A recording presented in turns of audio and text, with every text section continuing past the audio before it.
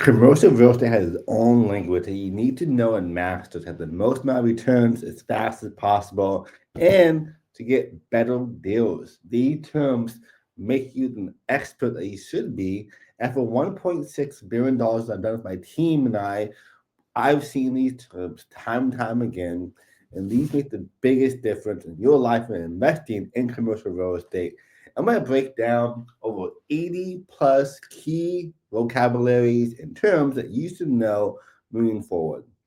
And if you're like, hey, all this sounds great, but I'm not trying to learn terms, I just want to invest in real estate, no worries. Down below, link in the description of the first comment, how to call me directly. I will do all the heavy lifting for you, find the deals for you, negotiate deals for you, and make your life super easy, help you earn an extra 5 to 6 plus figures or more when investing in commercial real estate. Now, that being aside, let's hop into our key terms. So number one on our list is underwriting. And I'm going to go all the way up from super common terms that most people should probably already know by now, all the way to institutional level terms and managed strategies that almost no one talks about, especially here on YouTube. Number one, though, is underwriting. Underwriting is how it kind of sounds drafting up my analysis of a deal. Something that multifamily, storage units, doesn't matter. I want to know the financials, I want to know the T12s, the cap rates, all these things that makes a massive difference. And it's a good starting point because I'm going to transition into number two. This is NOI. NOI stands for net operating income. It's super easy for you. Net operating income. This is what you really judge how much money you're making on a transaction. Now, next one after this is actually a true cash flow. But for this one, this is like your income minus operating expenses before debt. So that tells you if I have a multifamily deal that kicks off $100,000 a year in NOI, and my debt servicing is, say, $40,000, you're making number three, net free cash flow,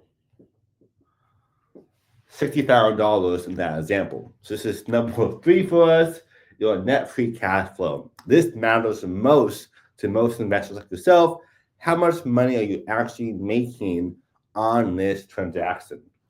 Then on the same point, number four on our list is cap rate. Cap rate is super important. Most investors out there, you probably yourself included, look at most deals on this. I want to see my cap rate, which is just my NOI divided by my purchase price. And that gives me my base value. So if I know that my deal I bought is $1 million and my NOI on that transaction is $100,000, my cap rate is 10%, which is really good. Now, I have a whole video as well, kind of breaking down all this stuff and more over here from like more details. So, hey, this sounds great, but I want more expansive details on this. I got your back covered. Don't worry. Watch those videos too. I have almost this whole entire playlist for you in great depth. But this quick caveat, the higher the cap rate, either means one, you got an amazing deal on offering the ask price. So far, my biggest I've done for commercial real estate has been $250,000 off the ask price. Right now, I'm negotiating, trying to negotiate about $850K off of different storage from another client of mine. So like the ranges are large, and those drastically affect the cap rate. More often than not, though, cap rate higher is, the worse the deal is in terms of like management and have to fix things, upside potential. All those play a huge role into that. Number five is IRR. This is internal rate of return.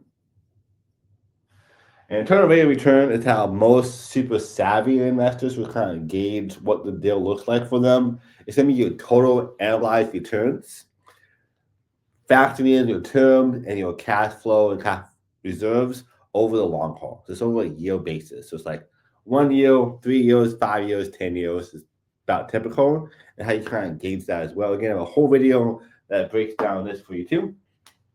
Number 6 on our list is COC, which is cash on cash returns. Cash on cash returns is, as it sounds, how much money you're making. It's your annual cash flow divided by your cash invested.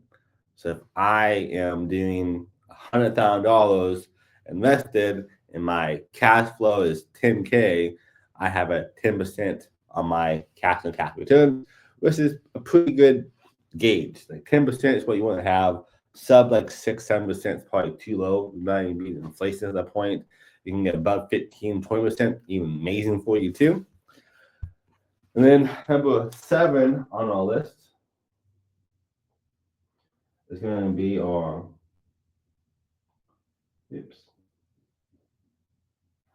So I have a whole list as well. So DSCR, this is debt servicing coverage ratio. So debt servicing coverage ratio, your DSCR, your underwriter, your lending team loves this. You should love this as well too. This tells you, is your deal you're working on currently going to pay for itself? As you all know, with commercial real estate, they don't really care that much about your tax returns and your income. They still do. It still helps. Don't just quit your job yet if you have a huge amount of money, partners, or already deals in your pipeline. But they care more about the property itself because it's all about business.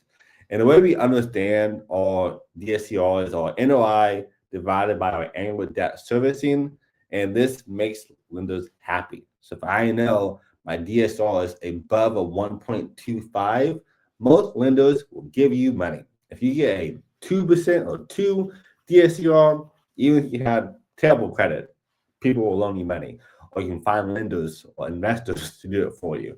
So easy way to understand why this is such a powerful metric for us. Number 8 on our list is going to be gross potential rents.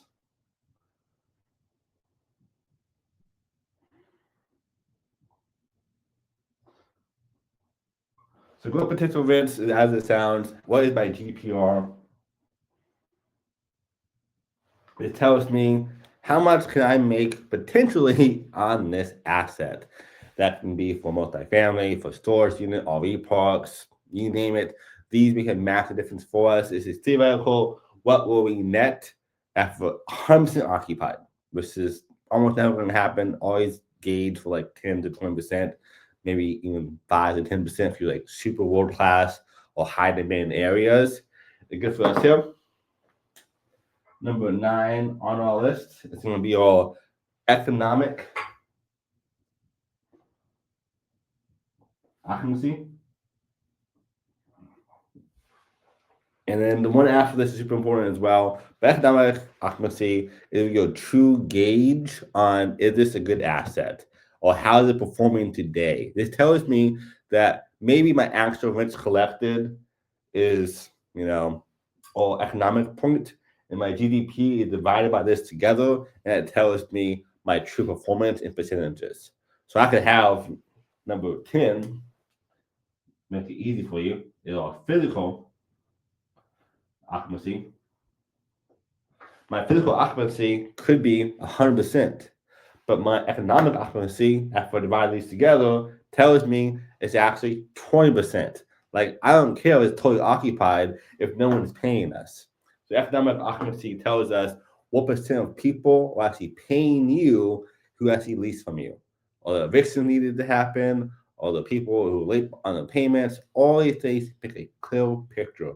And a lot of commercial agents will lie to you with numbers, not totally, but with numbers saying we have 100% occupancy or 9% occupancy, but you do some deeper digging and you see the economic occupancy is like 20%, 50%. Like, wow, no one's paying us. Like, when I buy this property or invest in this property, I'm going to have to do so much work and evictions and processes to get my money back to make this a true waterfall deal. So just be careful when you're looking at transactions on that point of view because it's easy to lie with numbers. Number 9 or number 11 on our list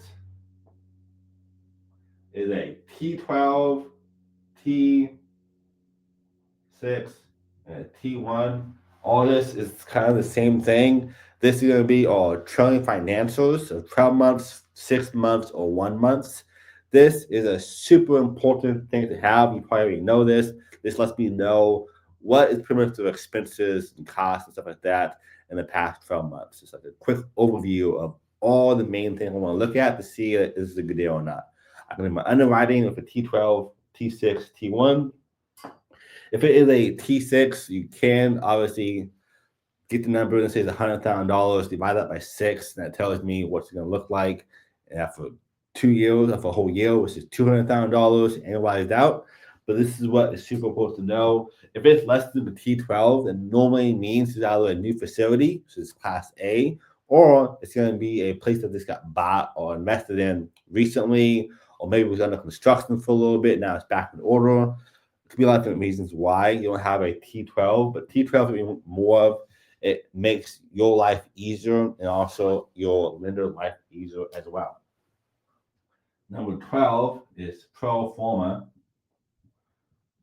Another thing to be mindful of and careful of, because pro forma is your projected future performance after all improvements. Improvements can be expansions, upgrades, increasing rents, management, stuff like that, all plays a massive, massive role when it comes to all pro forma. Now, a lot of times when you look at deals,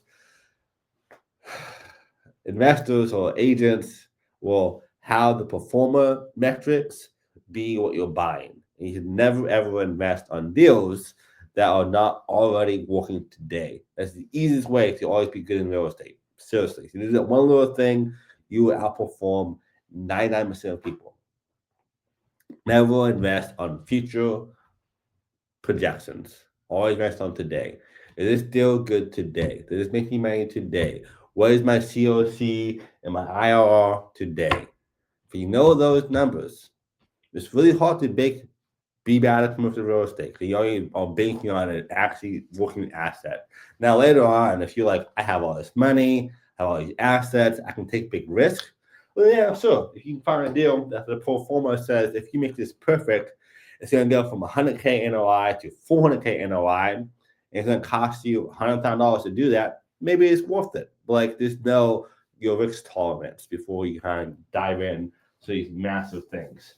And these are the first 12, just so you know, like the last part of the video is most important, so stay to the end of this, because this is going to be the most advanced stuff that no one tells you on YouTube or social media, what works the best.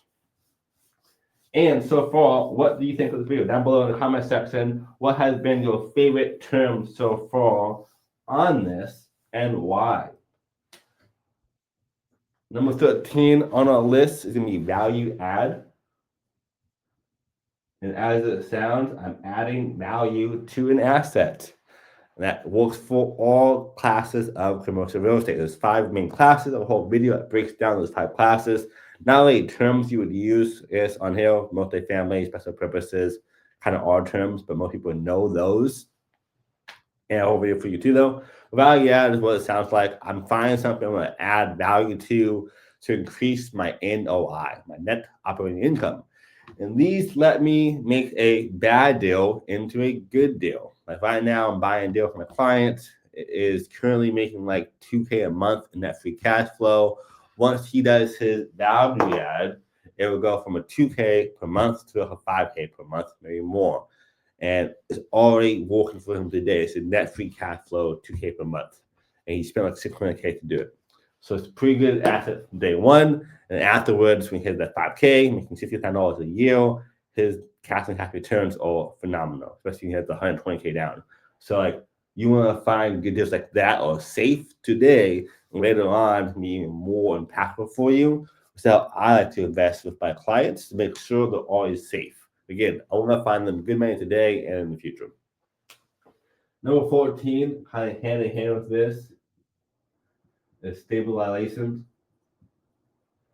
Stabilization is when I stabilize in a property. That means occupancy is going to be at a pretty much 85 to 90% filled rate. It lets me know that I now have a good asset that's making me this much money every single month. My management is cleaned up. My stuff is all in order now. This lets you have a super solid and clean deal. Now, just so you know though, when you're in this phase right here, it's going to be pretty rocky. Like most people don't tell you that, but more often than not, if you're doing value adds and evictions is part of value add, even you will have a really ugly couple months, maybe 1, 2, 3, 6 months of this like trying to get the deal working and fixed, adding new roads, adding new fences, doing more evictions. If it's multifamily, you're going to be going through the units and making sure people actually upkept the properties and like getting people kicked out who are not actually doing the payments. All these things take a lot of time. So sometimes if your NOI from day one is $100,000 per year, during this phase of stabilization, it may go to $50,000 per year. And then you may be coming out of pocket to buy an asset. This is why it's so important to buy deals that are working for you today, not just in the future. And also, when you look at deals, you want to make sure you understand this math. Say, hey, if I invest in this transaction, what is my stress test? More on that later on. That's going to tell me, can I still make this deal work even after I stabilize it? But again, the couple months would be pretty rocky for most deals. Sometimes it's not. Number 15 is our equity multiple.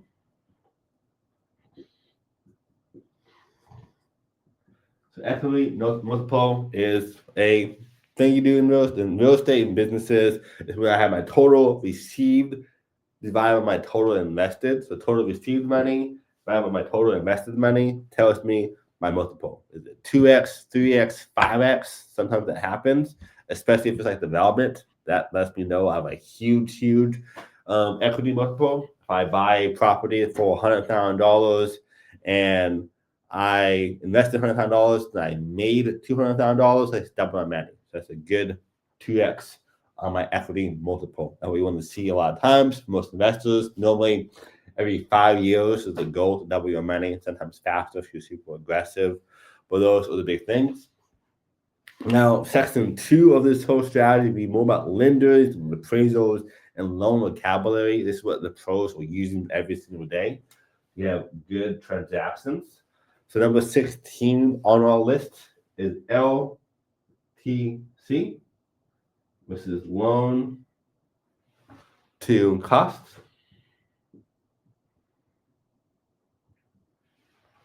Loan to cost is, as it kind of sounds, it's loan divided by our total projected costs, including your rehab. So this tells me that if I have a loan of $100,000 and my debt is going to be $20,000, I have an 80%. So it lets me know a 4x. So let me know what's happening real fast forward in that regards to make sure you always know your loan to cost ratio. Is it worth the money? Now, number 17 is LTV. And for my entrepreneurs out there, it's not lifetime value. It's actually loan to value. Loan to value is also the sound loan divided by appraised value. So if my loan is $100,000, my appraised value is $1 million. It's an amazing deal. Probably won't happen unless you buy it way below market value. But like that is a fantastic deal. Normally it's like 25, or if it's $1 million, it's like 1.2, 1.3, maybe 1.5 in some cases. And also what's nice about loan to value is if I buy a property and need a value add, which is a great way to force equity, I can buy a property for $1 million today, and I can fix the rehab, increase NOI. Let's say before I bought it, it was a 7 cap, and I made it to 100K per year NOI. I had massive value, and now I can probably sell that same asset for 1.3 to 1.5, and my appraised value is now higher. I can get equity back and buy more properties. This is what more people do who try to make quick money. Again, the whole video over here breaks down slow growth versus fast growth, the two kinds of investors out there. And this is what people do a lot of times. We're trying to be an aggressive investor, and also you can also get cash flow too with this strategy as well. Number 718 is going to be our recourse versus non-recourse. This one is easy. A super quick example is like recourse is they can take the assets from you. So you want to have non-recourse properties is the whole kind of goal. For most often not, depending on the state you live in as well, makes a big difference for you. But if it's non-recourse, you're more protected. If it's recourse, they can take the asset from you, which can be a huge headache depending on how you do things. Number 19 is interest only period. This lets us know our free runway to grow NOI. So say, hey, right now you're only going to be paying interest on this, which means lower payments every single month, while you stabilize and fix your NOI before amortization, which is a super, super amazing thing to have if you can get that kind of deal structured for yourself. Number 20 is amortization schedules. Amortization schedules, it's kind of like residential real estate, same thing. You have 5, 10, 20, 30-year terms that you have in place, and it lets you know what would be my time period to pay down my debt. And what I love about commercial real estate, especially later on, the whole thing that breaks down triple net, this makes it that you're not even paying for anything. You pretty much just took all the costs up front, bought the property, and from there you collect your rents, collect everything you need to have, and then your whole entire loan is paid for by other people, which is why people love real estate, especially commercial. This is our next one, 21. This is debt yield. Debt yield is also, as it sounds, is an NOI divided by our loan amount. So if my loan amount is, let's say, $1 million and my NOI is $100,000, that tells me my risk to measure, which in that case, great. And this lets you know as well, kind of like the rule of thumb, again, with lending, this is the whole section about lending pretty much. It really gives you a good example on how safe the deal is. So as an investor, you should think in 3 ways. This is a caveat. You should think like an investor, an entrepreneur, and also as a lender. You have those 3 hats on your head, you'll always be safe.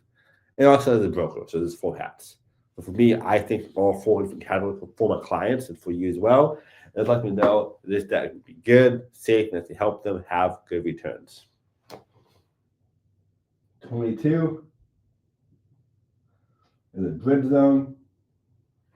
A bridge loan is going to be a bridge loan. It's short-term financing to get you over the hump. In residential real estate, it's going to be a part of the equity you have in a different house. So when you move to a new house, it'll be paid back super quickly while your home is being sold. But using that same bridge loan to buy a next house for you. For commercial real estate, it can be that way. Sometimes, more often than not, though, is this special short-term financing for value add and for repositioning. It lets you expand, increase the NOI, do refinance, and so forth. That pull money out of it, pay back that bridge loan to grow faster. Our next one, on the same kind of caveat here, is a reverse equity. Oops.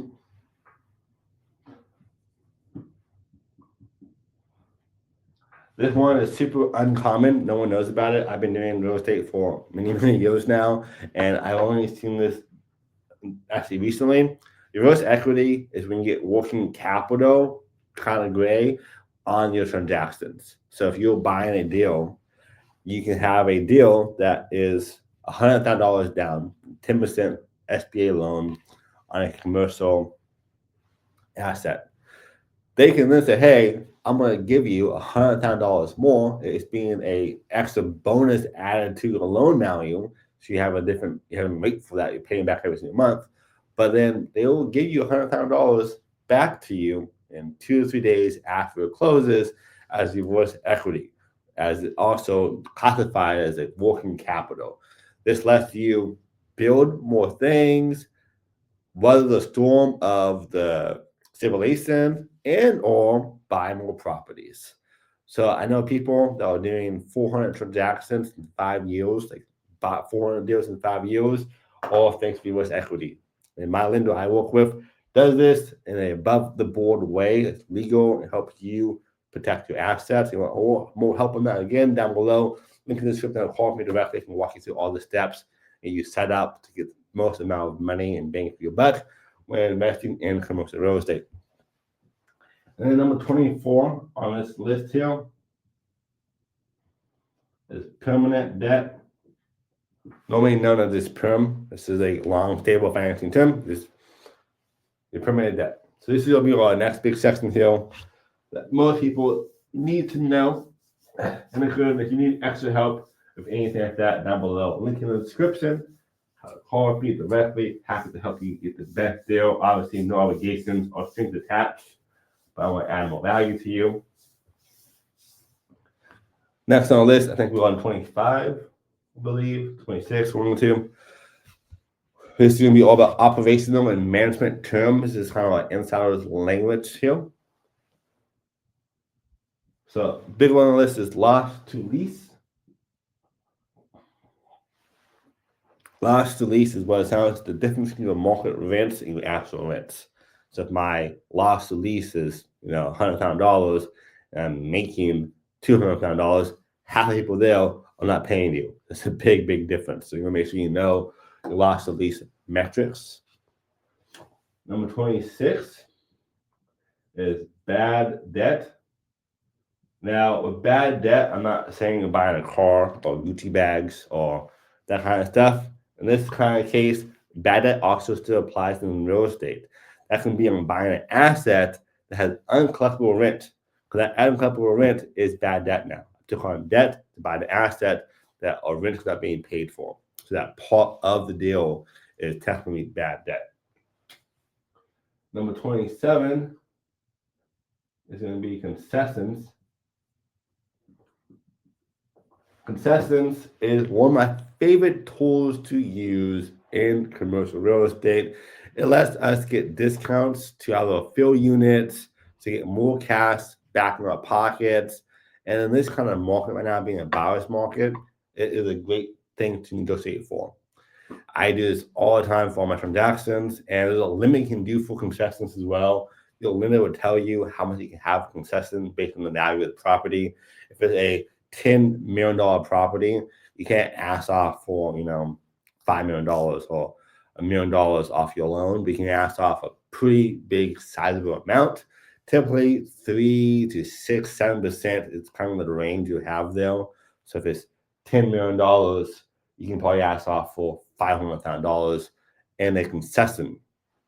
That concession can be now used for your down payment. It can be used for expansion. It can be used for maintenance. So you can either ask off the ask price or concessions or both. And this allows you to have more capital and more control. Again, for me, I think if I can save more money out of pocket, I actually rather say, hey, this property is $1 million. I'm gonna buy it for $1 million, but give me $100K off the ask price and concessions, probably too high. Give me $50,000 in concessions in the back end. So now it's $950 theoretically. And you might be thinking to yourself, well, my loan's higher. Yeah, it is higher, but you have $50,000 more now in your bank when you close. So that $50K they gave to you, going towards your concessions or your closing costs. That difference on the loan amount is maybe $200 per month.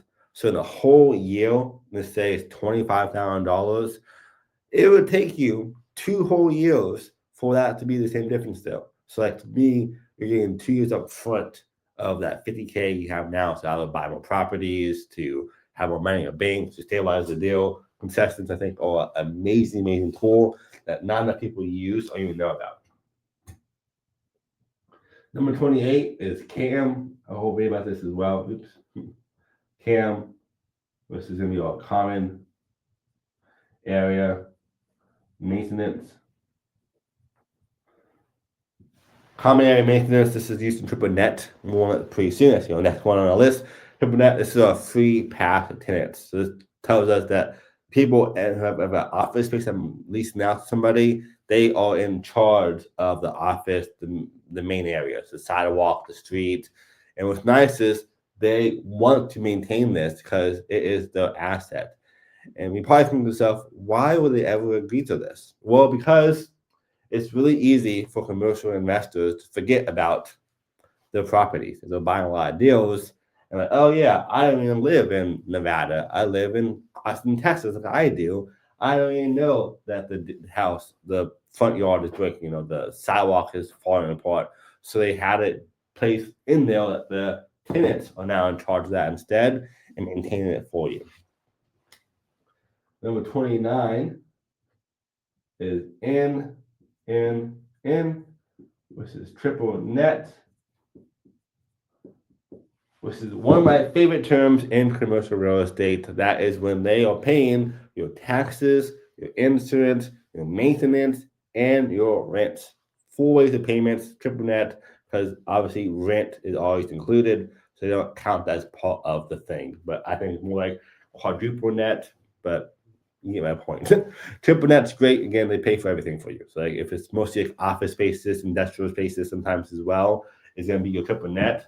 Not all things have triple net. If you do a storage unit or multifamily, you probably won't get triple net because two people, not two businesses. That's the big difference there. Number 30, gross. Oh, actually, it's full service. Sorry. So full service gross. Full service gross is another strategy that we have here, but it's when landlords are paying for most of the major expenses. Most expenses happening, you're paying, so you should obviously know this. If your term sheet says it is full service gross, you know that you are the one paying for most of the stuff happening in terms of expenses. If it's number 31, which is modified gross, this is going to be a combination of a triple net and full service gross, meaning that it's going to be kind of half and half. Like you're paying for some of the stuff, and then your tenant is paying for the other half of the stuff as well, or how you kind of finesse that up there. But it's in your FSG and your M and N combined. So this is a good middle ground. This is going to be your best case scenario. This is like your worst case scenario, depending on what you have. Also, again, if it's full service gross, but it's like a apartment complex, you're not going to fix that or change that too much. Unless you have like some kind of business attached to it on the bottom floor, which does happen. Like you can have office spaces combined with multifamily. You can have industrial combined with multifamily. So there are all ways you can structure this stuff as well too, depending on how what you're buying or what you're building or redeveloping as well. Number 32 on our list is re-tenanting.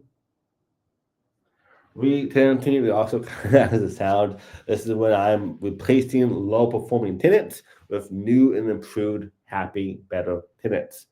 And it happens a lot if you're buying, especially Class B and C.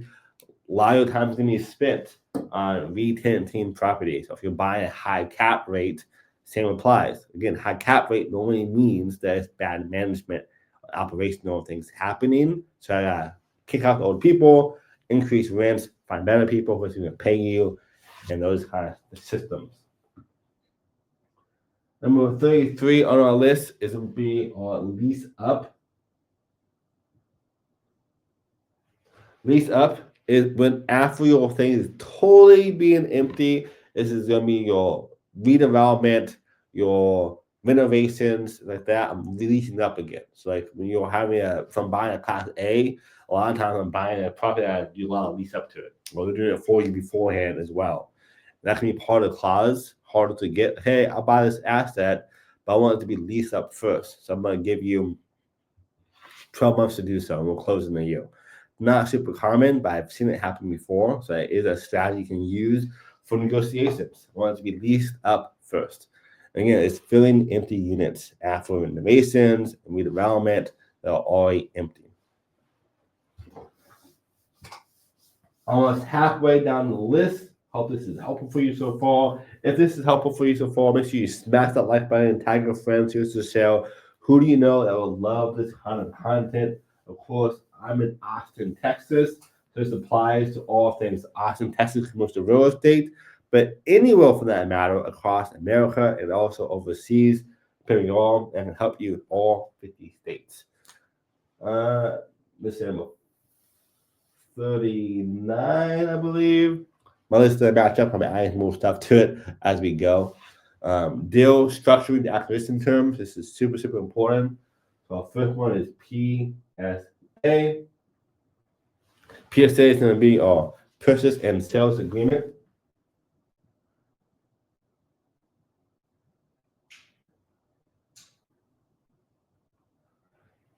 Purchase and sales agreement is what happens when I'm officially under contract. So you see people say, hey, with my PSA, this is what they mean. The PSA is going to be my official sales agreement that I have in place moving forward, which you need to make sure you know. Otherwise, you'll be not under contract yet. So that is an amazing, amazing term to have. And our next one on our list is going to be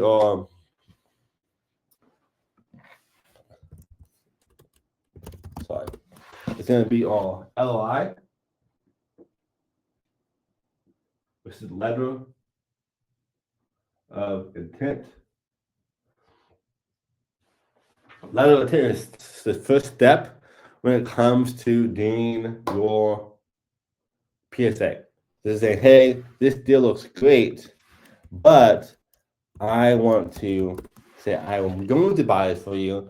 I'm not doing so yet. This lets us know that we are now under contract officially.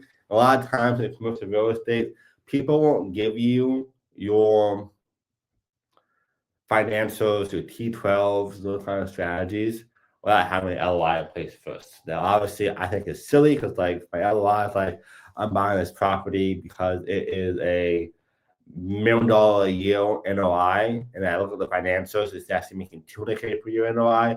I'm going to cancel my deal and just waste everyone's time. But people do that sometimes, especially in sellers markets. So this is expected to happen a lot of times. They want to see most of this real stuff like that. But this is a big, big thing we have though when it comes to commercial real estate investing. Next on our list is 41, which is our DD.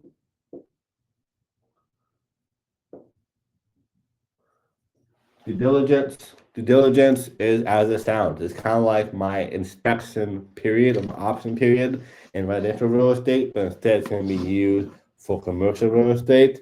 This lets us really have a whole time. Typically, it is from 30 to 120 days. When looking at all strategies, because again, if it's going to be a commercial asset, it's 100 units. I need to go inside every single unit they have. It takes a lot of time. I need my inspections, my environmental inspections from that side, phase 1, phase 2, drilling sometimes. It takes a long time to do diligence. And it's going to be our biggest time lapse we have when buying a commercial property. This is when we do all the underwriting and more. So this is the most important thing you have there is going to be your DD. Now, kind of on the same note as these though, is 42.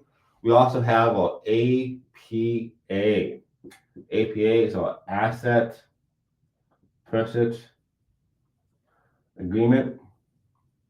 Most people have no clue what this is. In commercial real estate, and a commercial investor, you are an investor of commercial real estate, one, and also investing inside of businesses, which is why you have terms like EBITDA, and you have terms like asset purchase agreements. Because if I'm buying the purchase of the property, let's say for $1 million, but the business as well I'm buying too, because this comes down to, let's say, the appraised value or the assessed value of the property is $800,000. That means I'm buying the asset itself for $800,000, but I'm also spending that $200,000 with a different loan for the asset. So two separate things. So make sure you know that when you're buying properties and not just one loan. And I've seen a lot of influencers and commercial people never bring this up, and it's so important. And your lender will ask for this stuff every single time. And make sure you know the difference for those. Number 43 on our list is Estoppel certificate.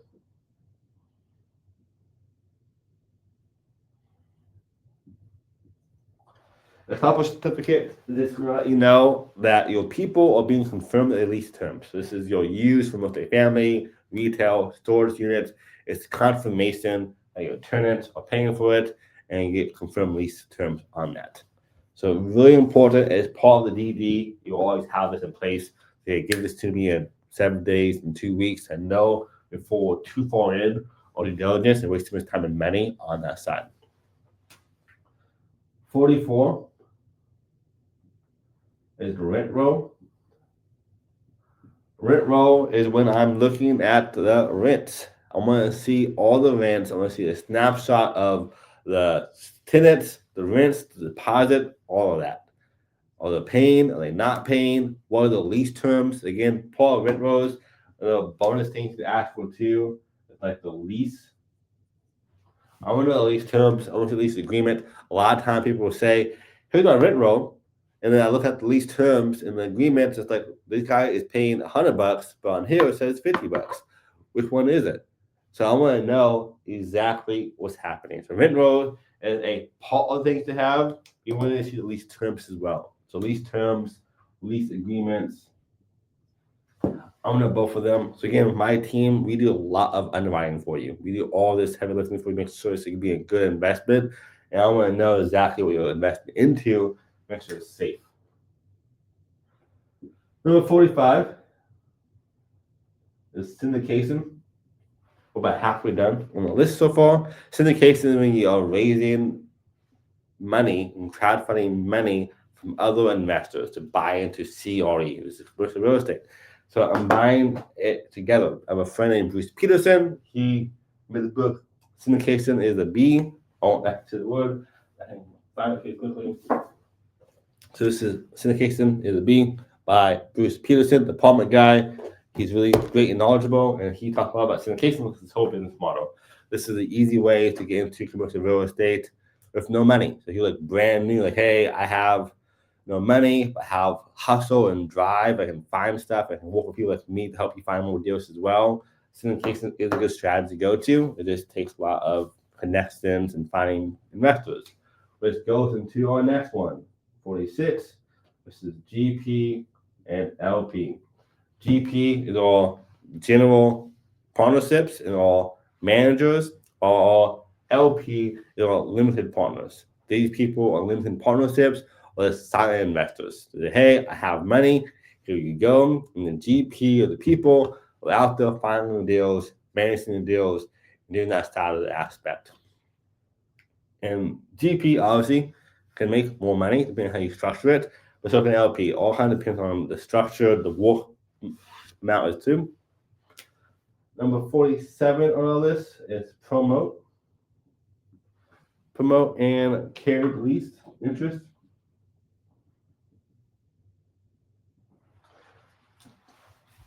This is kind of like the GP's upside is a big part here. Like how much is the GP making, kind of like I said before, and what is the upside for them? You really want to know for the ownership, how much people are actually making, what is the big value stack for them, and what is the order of interest. Of course, it be 30-70, 10-90, back and forth, all kind of depends on what happens. But don't get ahead of yourself yet, because 48 is a super important part, because you might say, okay, great, if I make 50-50 or 40-60, I have capital stack. And capital stack is a rundown effect of a few different ways to make your money, which is normally going to be senior debt, or mezzi debt, or common interest debt is the last one, and equity. Senior debt is going to be the main lender on the deal you have in place. They get paid first. It's the lowest risk place to have. It is a pyramid. So if I'm looking at this on my capital stack, and works in 4 quadrants. And quadrant 1 is SD. Quadrant next is M, you have equity, and you have common. So same thing here, senior debt, mezz, equity, common. They get paid first, it's the lowest amount of risk for them, but they get happy returns. Next on the list is, as it sounds, kind of the middle part of this. This is on mezz. These people are normally going to be like the next amount of lenders and offices and funds are part of these people. Equity are next big ones. These are people who are sometimes investors in the deal. A lot of times it'd be other funds, other lenders as well, part of that transaction.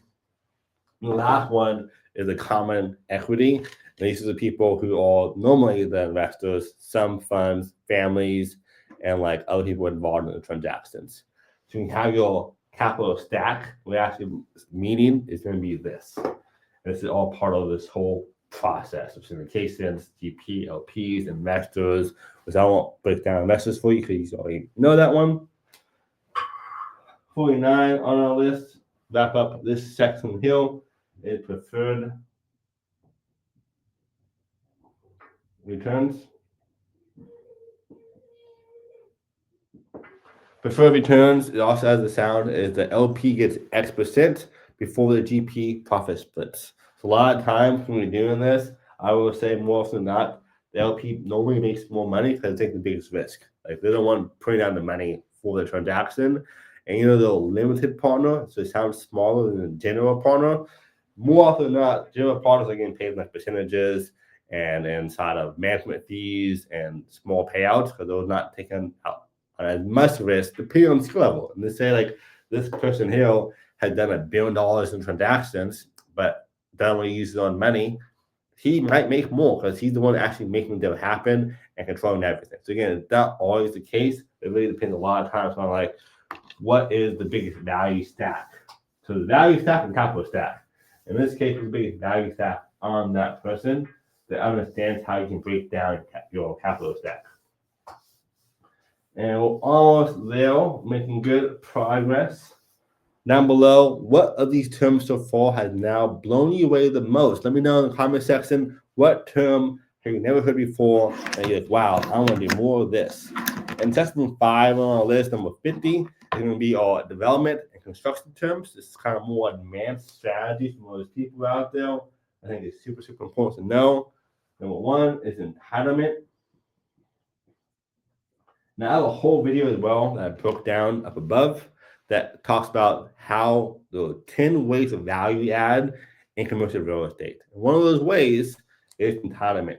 Entitlement is when you're getting approvals for the city and from the government to make this land or this strategy, mostly this land, more valuable. It has a huge, huge upside potential. Now, I also add 51, which is not on my list. 51 would be a assemblage.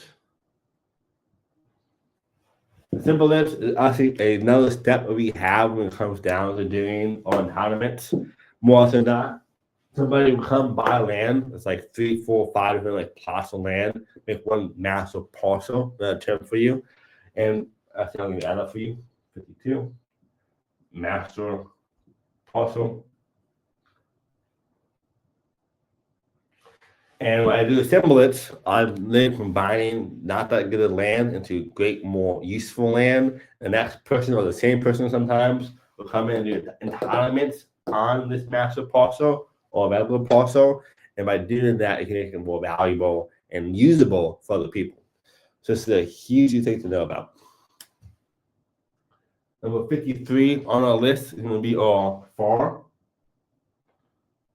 And FAR is going to be our floor area ratio. So floor area ratio. This one's a fun one because most people have no clue what it actually does for you. This is how much you can build on a lot.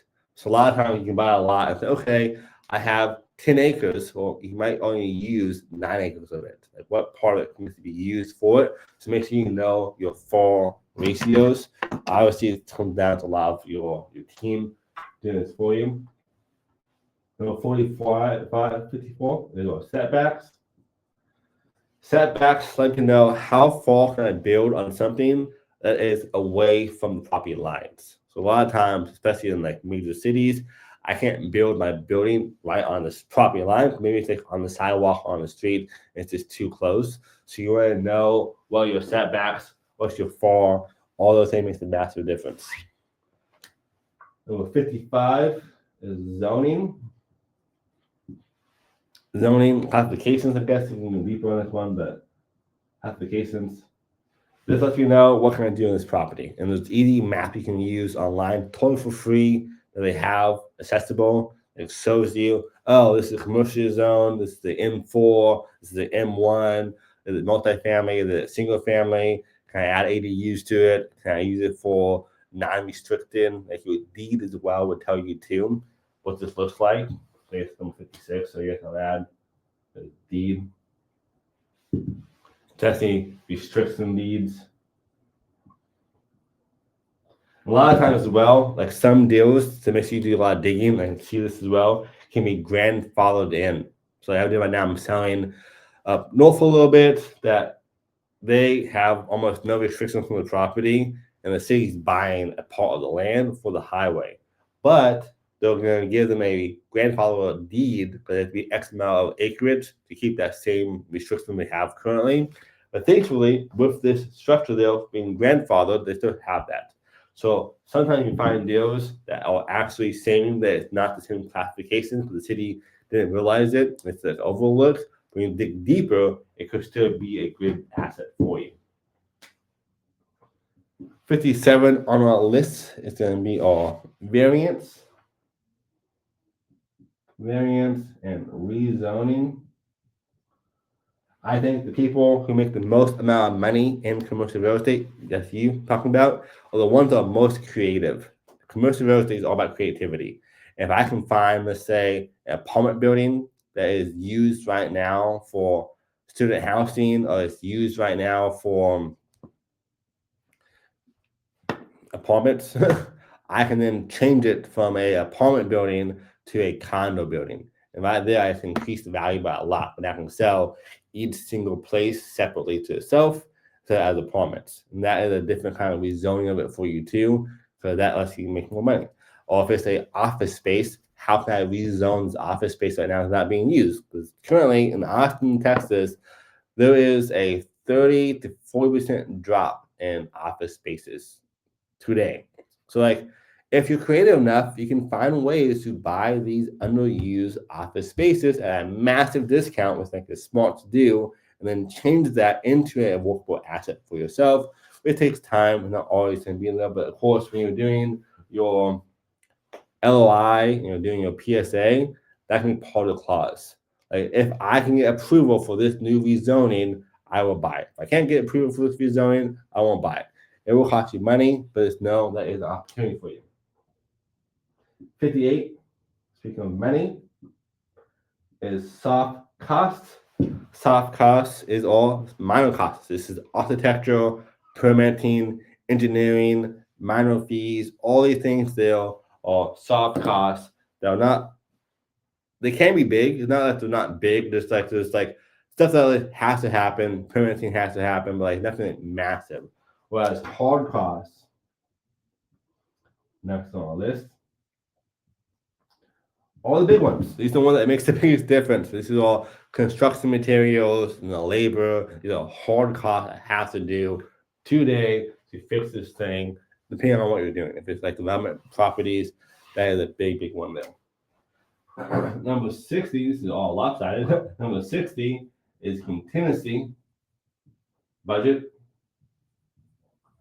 And not what it sounds like. Contingency budget is not saying that, oh, this is my budget if everything goes wrong. This is my budget if everything goes wrong, but in terms of like, I have it set aside from day one. So I have it set aside from day one to make sure I have a buffer in case anything happens. It overruns itself. So now the most contingency you see out there is like, oh, it's my contingency plan to back out of it or like something to happen. This is kind of the same, but a little bit different. But it's really good to know. You should always have a fudge fund in place. That was 61. is a lease up reserves. And we broke down this already up above on our list. Lease up is when you're filling units that are empty after you do development and those kind of strategies and renovations. This is my reserves to do that. So I'm going to have a budget in place, kind of like my contingency budget in place. Say, hey, I have this much money in place to make sure I know I can cover my expenses during this phase of stabilization. And then on our list 62 is cap exit. We broke down already our cap rates. Cap exit is going to be what we use for the value of the sale. This affects our IRR greatly. So it's so important to know what would be a cap exit at. If I bought at a 12 cap and I stabilized it, made a great unit, now it's a 7% cap rate, it tells you how much can I sell this for. Because again, there's market value. If your cap rate is below the interest rates, people probably don't want to buy it. So you gotta make it enticing. My philosophy on being a good broker, advisor, and also investor is really making it a win-win for everybody. Like, how can you get a huge upside for yourself, but also for the next person moving down the line? If you can make people more money, they will always work with you. But I've done deals with other brokers and sellers that are like, well, next time I will never work with you again because you guys do bad business. And I hate that. I see it so often. A little caveat tangent here. Happens so often that a lot of people are lazy and also don't understand the business, and it makes everyone's lives harder. From a greedy standpoint, or just not knowing what actually is happening, if you can come in the place and hey, I know exactly how to make it work for me and for them, there's still a fair spread. I think like 4 advantages of people. Whole business is a war in some cases, but like you can still find a way to make it a win-win because it's a small circle. Commercial real estate is tiny. Everyone knows everybody. Especially if you're actually a good investor, a good broker. Like you'll see them again in many deals. And what I look at a lot is like people back in the day, like Rockefeller, like he was doing transactions, and let me see, I forget, I think it was 64. When he was doing his left, like most people he worked with in the oil industry, he worked with for 40 years. It's the same people, like for 40 years. Same owners, same founders, same people. And he even knew how to make this a win-win within reason. Obviously, he took advantage of people a lot, but there are ways that really make sure you're having everybody be happy during the deal, make you guys more money. Next on our list is our section 6 of this whole strategy is multifamily specific terms. I love multifamily. I think it is one of the best things out there for investing. People always need homes and just more scale.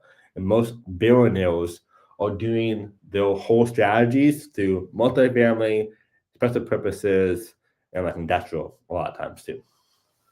Unit mix. Unit mix is what it sounds. It says a 10 by 5 or 2 by 3, 2 bedrooms, 3 baths, stuff like that. Like this lets me know what is my mix of units I'm looking at. When you get your financials, your underwriting materials, you almost always see this, especially multifamily or storage units. I want to know what is the unit mix of the property, and sometimes it's good to like combine things together. Let's say this one is a 10-5, but no one's using it. Let's take it down on a wall and make them a 20 by 10. Like, what can I do to make it better? 65 on our list is our rubs. This is going to be our ratio utility billing system. This one is a fun one. This lets you know what is your billing back to utilities going to look like. So how much you can be paying or charging your tenants. This is so good to know. Because a lot of times you say, hey, I am upfront paying for the Wi-Fi or upfront paying for the utilities and the water for everybody, but then they pay you back later on. So this is really good to know, help you understand your costs. A lot of times you're buying properties, so I was saying like, this is good underwriting, like my income I'm making from this property that's at $10,000 a year because they're paying for the Wi-Fi. But then you find out that the rubs is just a wash. Like they're paying for it, but also so are you. So like that also used a lot of times in underwriting. You gotta know exactly what you're looking at. This is why underwriting takes so much time. It's also why so many people lose hundreds of thousands of dollars and millions of dollars buying the wrong deals because no one tells them all these advanced things that's so important for you to know as an investor. 66, turnover costs. Turnover costs, kind of what it sounds like, is cost of unit to be turned over. So painting, cleaning, repairing, how much it costs per unit. So you gotta understand, like every time someone moves out of an apartment complex, you gotta spend money to fix it. Most people will not treat it, especially apartment complexes, Section 8 apartments. They won't treat it the way you want it to be treated. So they will smudge the walls. They will drop coffee on the carpets. They will break stuff on acid, right? Punch walls. How much does it cost on average? A lot of times you can find this out by looking at the past T12s to see, okay, this is what they spent every single year on their turnover costs. If they don't have that, you can probably ask for it and say, hey, what were your turnover costs? Do you seem to fall for you guys? And then obviously for yourself, if you're making it more improved, it will cost differently. Also, like, hey, I'm buying this class D or C property, and I know I'm going to increase it to a class B or A property. It might cost me even more now for turnover costs, but I know in the long run, I can now charge this amount of rents. Again, super advanced stuff there, but like good to think about. 67 on our list is our renovation scope, kind of Paul was talking about before. Renovation scope is our exact plan for value adds on these properties, on these assets. A lot of times it'd be 10, 20, 50, $150,000 per unit sometimes.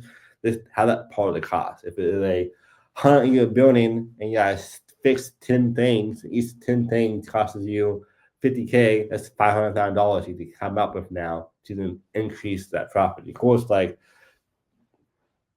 bigger projects, but also I love these two things the most because I'm a huge fan of Sam Zell and William Zeckendorf, some of the biggest commercial investors known to man, and they are not huge fans of development. Development takes time, it takes entitlements, it takes assemblage, all these things happen, rezoning and stuff like that, and it's hard sometimes to like get a good development deal to actually work for you.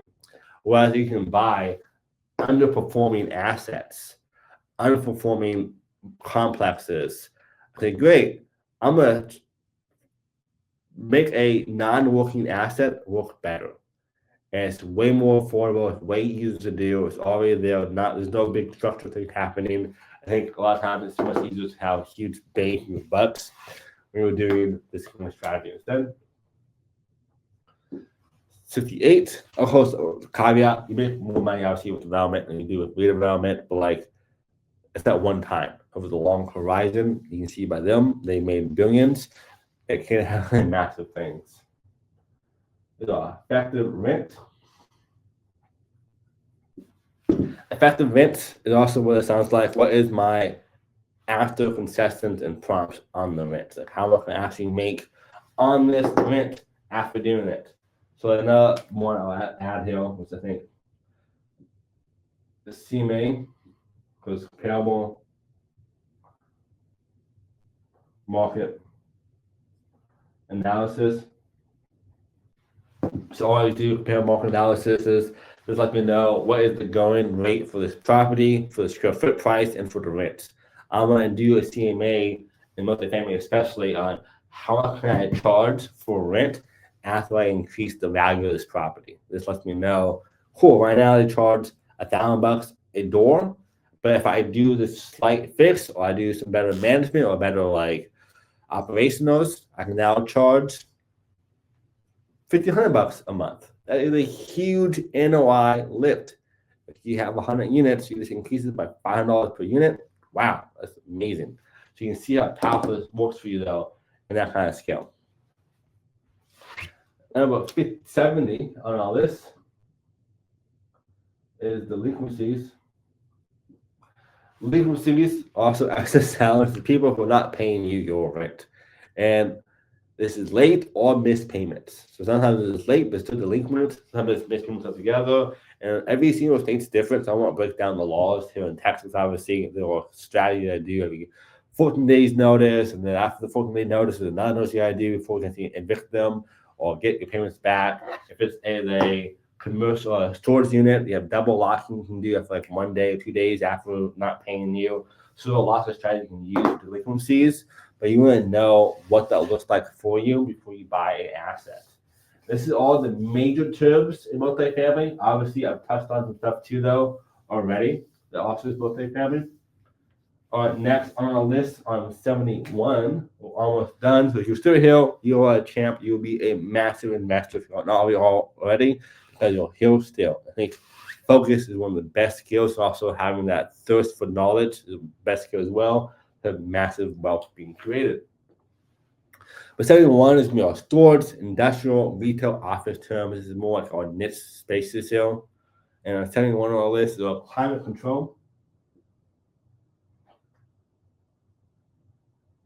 versus non-climate control. And as it sounds, is climate versus non-climate. Now, this will base a lot on what you're investing in. If you're in Texas, you'll find a lot of non-climate control properties or storage units, which is good. That means you're spending less money every single month and year on utilities. And also, the less things go wrong as well for you too on these assets. So if it's non-climate, it's just a box, maybe insulation and some lights. That's about it. If it is climate control, you have AC, have things coming around. There are water compressors machines as well, sometimes as well, that can leak. So all these things make a massive difference. Climate control property though normally make you more money because they're more fancy, they're less bigger, much higher A-class strategies. Non-climate control gonna be more simple, easy to do, easy to build, less cost for you. 72 on our list is our rentable. This is our gross space. Yeah. Square feet. The storage square feet.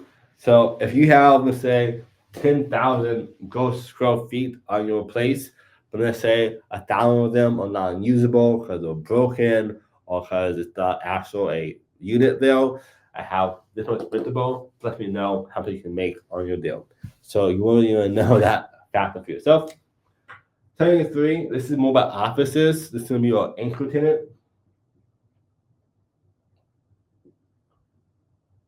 Offices and strip malls and retail, all anchor tenants. Anchor tenants is your most valuable tenant. It's the major one though. So think about HEB. Think about Starbucks. Those are anchor tenants. And when you're investing in commercial real estate, especially strip malls like that, if you can find a way to fill your property with these people who are anchor tenants, you have bigger influx of cash flow because then they bring business to you and make it a hot commodity. Like think about here in Austin, Texas, there's a place called The Domain, which is up north. This is a downtown area. They have a lot of high-end luxury places. So you have the Gucci's, you have the Versace, you know, these high-end stores. And by having those high-end stores, they bring in way more high-end clients. People want to go shopping. So when you're looking at your investment strategies, think about this as well for driving traffic. Fun story. The Ritz-Carlton and the Four Seasons, all these places you look at, they have anchor tenants as well. The anchor tenants more often than not, though, are food. They have people who come in there who are super diverse when it comes down to making the best food, Michelin star restaurants, and that is the anchor tenants that brings guests to the hotel, give them more stuff. So yourself, think about this. How can you make your property, even if it's not if it's a special purposes, like the hotel, what can you add there, make it super valuable to add in more traffic? This is an easy way. It's just marketing. Even in the music industry, people who are big musicians a lot of times have anchor tenants. This is a collaboration with somebody else. Hey, Taylor Swift, I'm so and so. Here's $100,000. Let's do a song together. And I did that song because I can get more traffic for myself. Again, I love business entrepreneurship, so I'm always going to anchor back on that same point for you too. I think it's one of the best undervalued skilled when it comes to commercial real estate investing. Number 74 on our list is going to be our vacancy allowance.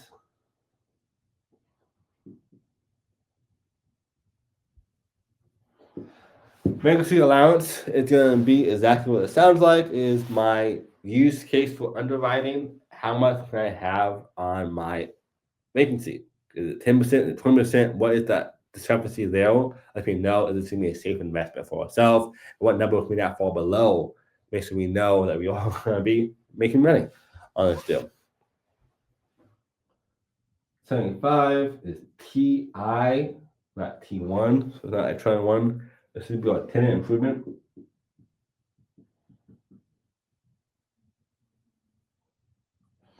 Tenant improvement is also what it sounds like. In a way, kind of is all build out required for new tenants to be in there. So it's normally big offices and retailers. How much does it cost to get a new tenant in there? Let's say I'm buying a coffee shop, but instead of a coffee shop, I want to have a restaurant. How much does it cost me to make that new tenant improvement be there for their stuff they need, for the kitchen and for the drains and for the freezers and stuff like that? So those are big parts of this too for office spaces as well. Let's say I'm buying a warehouse. How can I change the warehouse into an office space for a call center or for, something for AI? All these things make a massive role for us too when it comes to that. 76 is going to be our industrial clear height. Industrial clear height is when how much space can I have to go upwards. All properties, warehouses have vertical heights for logistic reasons. So if I say you have big cranes or big things you have in here, does this office space work for you? This is my industrial clear height. Make sure you're safe and won't break anything for yourself and others. We have our dock height and our ground height, grade level door. So dock height is when people are backing up their big trucks and U-Hauls into this thing. Normally it's 4 feet up when you see this. Whereas grade level, as it sounds, is on the grade of the property. You can dive into it. So you want to know if you're like, this is important, especially if you're like investing out of state and you can see the property yourself up front. They'll normally tell you, oh, this is a grade dock or dock level height. Oh, okay, I can't use it for car wash. I can't use it for this thing because like it's meant to be dropped off stuff. So like Amazon wants to see a lot of these top height grade strategies for the warehouses. Number 78 on our list is your base year stop.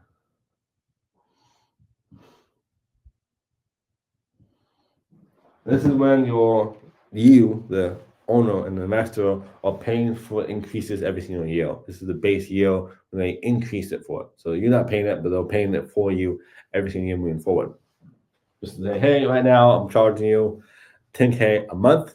Your base paying, but it will be increasing moving forward. Another thing to keep in mind, it's also retractable as well for your increased incomes. So a lot of times in commercial real estate, you know this probably, your terms are 5, 10, 15 years long. And you're not stuck at the same price. It will increase and they agree to this. And it's good because a lot of times when you're doing this, say, hey, let's say you're a new business and the first couple of years may be rocky for you. I'm going to charge you $10K for the first year or so. But after that first year, I'm going to charge you $12K, then $15K, and then obviously on and on and on. And they agree to beforehand. Say, hey, I'm going to increase your rents this much moving forward. It lets you get more benefits, which makes your NOI increase every single year, which is amazing. And we're almost done. Got a few more sections left before we wrap up on this section here.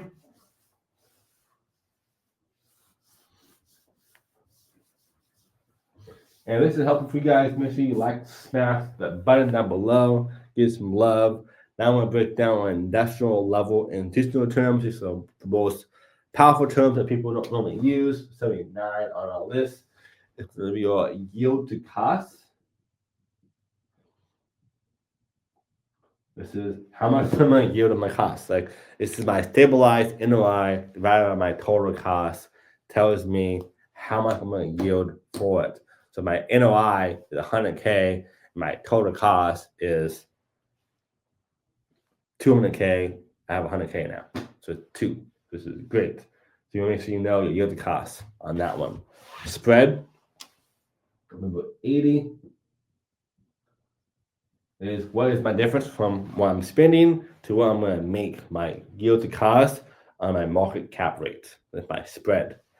That one is a super important term, my upside potential, which is how much will I make on this deal? What is my upside potential on this transaction? Similar to Forma, not as advanced and more like granular. But like, hey, I have upside potential of making an extra $100,000 if I do X, Y, and Z on this asset. So you get a spread, upside potential. Number 82 is what we call reversion value.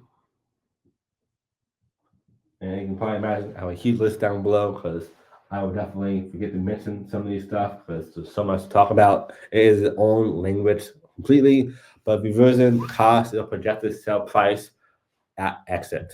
So I want to know, what will I sell for? What is my exit? And commercial real estate, a lot of times there are exit strategies, like especially for syndication. Syndication, the whole strategy is exit strategy. I'm gonna get my money back for myself and for my investors after so many years or even months sometimes. So my reversion value is like, okay, cool. I bought this property for $1 billion. I'm gonna sell for $5 million in 5 years. I increased operations, added more units, and I got an anchor tenant in there as well. 63 or 83, I mean, the sensitivity or sensitivity analysis, or for me, or stress test. So stress test, sensitivity analysis is when I'm stress testing my assumptions. So when I do underwriting, I have like 3 columns. I have what's happening now. I have what is my pro forma, what can happen, and I also have what is my stress test, like how bad can it go, what are the numbers really, what happens when I stabilize it. All these things helps you make more money when you stress test deals. Again, I never want to buy on assumptions only, and pro forma is assumptions. If I stress test it, hey, what's my worst case? Like Sam Zell, when he does his investing, he's always thinking those terms. Like, what is the worst case scenario that I can do on this transaction and it worth the risk? He did a huge bet that lost him like $50 million. If he won, though, he would have made like $100 million, like 500. It was a massive difference. It was a big loss that he had. Maybe $50 million. I mean, it could have been $1 billion he could have got instead. It was the biggest loss he had, but he planned for it. He knew that could happen. At the time, it was a good investment. 84 on our list is going to be our break even occupancy. Break even occupancy is what it is what is my amount of occupancy to have in place that helps me break even. You don't want that, but you want to know what that number is. If I'm at 50% occupancy and I break even, cool. I mean, like anything after 50% is all upside. Like upside, I want to have as much as possible. And then we have our negative leverage, 85.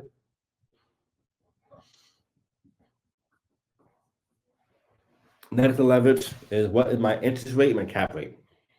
How you understand it really simply. My interest rate is 8%, my cap rate is 6%. I'm losing cash flow and I'm negative leverage now. I'm buying a wrong deal. That's why in 2021, 2022, everybody was buying stuff. It was like 2-3% interest rate. You can find a deal that was a 5 cap and make money on it. Like normally a 5 cap, It's not a good deal unless you're buying Class A and it's for long-term buy and hold strategies that are super safe investments.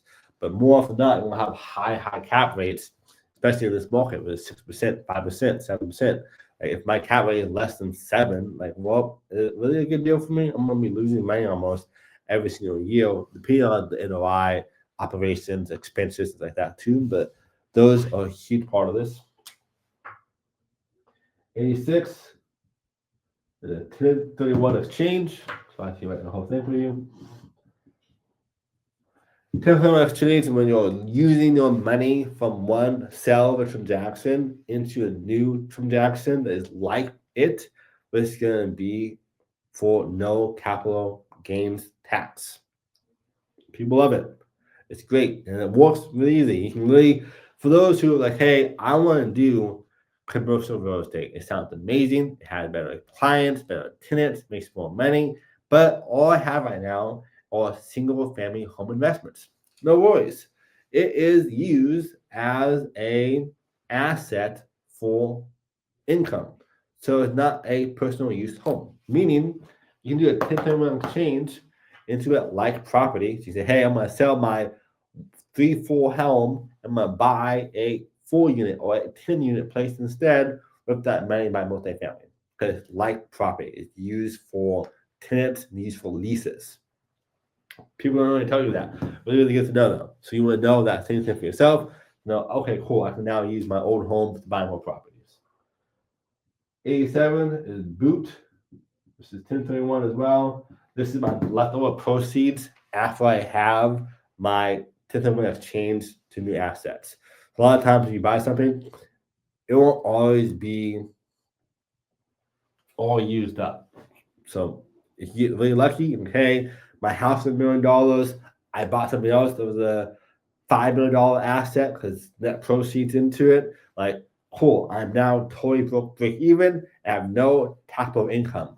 But the boot on this case, if it is left over or a non-like kind property, you're paying the difference from that as well. So make sure you know your boot 1031 as well. 83 on our list is waterfall structures. Waterfall structures is when you're paying like this. This is a waterfall. So it's going downwards. You have your GP, your LP, you have your silent partners, you have your big people, your investors. These are all part of who you pays first. This affects your IRR greatly, your internal rate of return. And then number 84, which is the last on this part of the list, is so important to know. I think most people don't know it. I think is a big fallacy. I'm going to do so. This is our drag along, and tag along. So these are rights that you have in place when you buy an asset. And if you're buying an asset, can you even read this? Hopefully you can. If you're buying an asset, all drag along assets there means that you can be forced to sell your shares and your rights on this property, which you don't want to happen. So a lot of times it's used in syndications or partnerships and say, hey, I'm buying this big commercial building and I'm gonna have a drag along rights on you. If you are not the one getting the drag along rights, it means you have no control. If it's tag along rights, that means that you have control and you'll now be able to actually move forward and be sold into the new deal when things get changed around. Really important to know.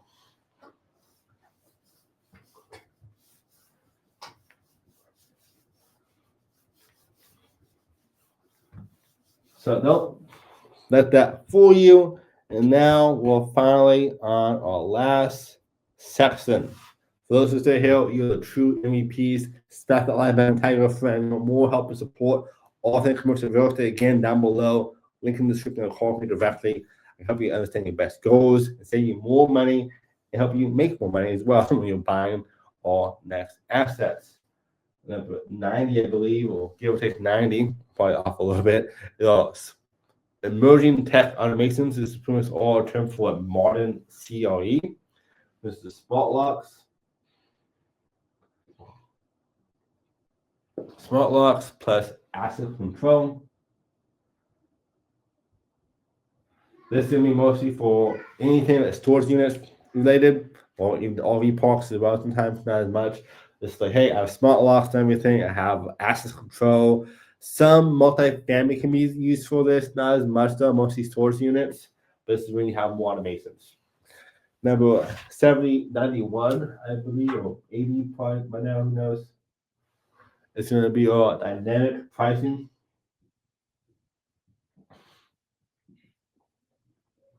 Dynamic pricing is used in high in demand places or places that don't have a whole bunch of competition. Well, price a lot of competition actually, because then you're changing the prices every single day using algorithms and software to do it for you. It used a lot in like Turo, it's a car company, or it's used a lot in like Airbnb and Rubio. Those are big things of it. And then for like your storage units, if you're doing the same kind of strategy on multifamily, which is possible, you also do the same kind of strategy as well for like your hotels, dynamic pricing. I think 2 on our list is going to be our tech-enabled management. Technical management, when I'm doing to manage the property, using mostly tech, automations, call centers, it's still part of that. You know, it's not like a super tech heavy thing. I'm still using other resources to make my property less benefit of people. People are the biggest risk you have. So for like storage units, I can buy a property that would normally cost $120,000 a year to manage it with people, but I can then reduce it to $40K a year and have a big tech stack on them. A lot more automations for call centers, double lock centers, apps and websites. So it's a big value add for yourself and being more modern. 93, digital lease. So digital lease up. This is where I can kind of pre-sell my leasing to people, pre-sell my units to people through online. I have virtual tours, I have mock-ups, videos, this kind of things instead. This will help you reduce your costs a lot. Let people come there, and also it's easier for them so they get the access up them. 94, which is part of everything, but also part of this too, is our ESG compliance. ESG compliance is all environmental, it is all social and governance standards. This is pretty much all the main thing they have that is all compliance levels. So it's part of zoning, part of restrictions. You gotta make sure you know what you're doing for your inspections. You have a lot of environmental inspections going on and those kind of things for you too. The last one, 95, I've added quite a few more to this than I thought I was going to add to this, is tokenization. Tokenization is a future of fractional CRE ownership. So you're buying it's like kind of like Bitcoin, cryptocurrency, but for real estate. It's like, hey, I am going to sell you a small token of this to then buy this property. It's happening a lot more than you think it is. I'm seeing this happening on houses. I'm seeing it happening in multifamily. I'm seeing it happening across the board. People are selling like a token to have fractional ownership, which is a cool way for people to get into real estate. It also is kind of nice because it really limits, intentional buyers. Like you don't need to have intentional buyers for this because it's a different token. Of course, expect it to have some kind of governance control on it eventually, because obviously there's a big loophole right now. But hope this is helpful for you all. Let me know down below in the comment section what was your favorite term and why, or your favorite asset classes. Any extra help again down below. Link in the description and call me directly. Have you hoping the best deals moving forward. And of course, over here a whole breakdown of underwriting transactions, down below a whole playlist as well, explaining a lot of the terms for you in more detail. So this is a quick video for you all to understand how commercial real estate works. Again, thanks for watching. The best day yet. I'll see you at the top.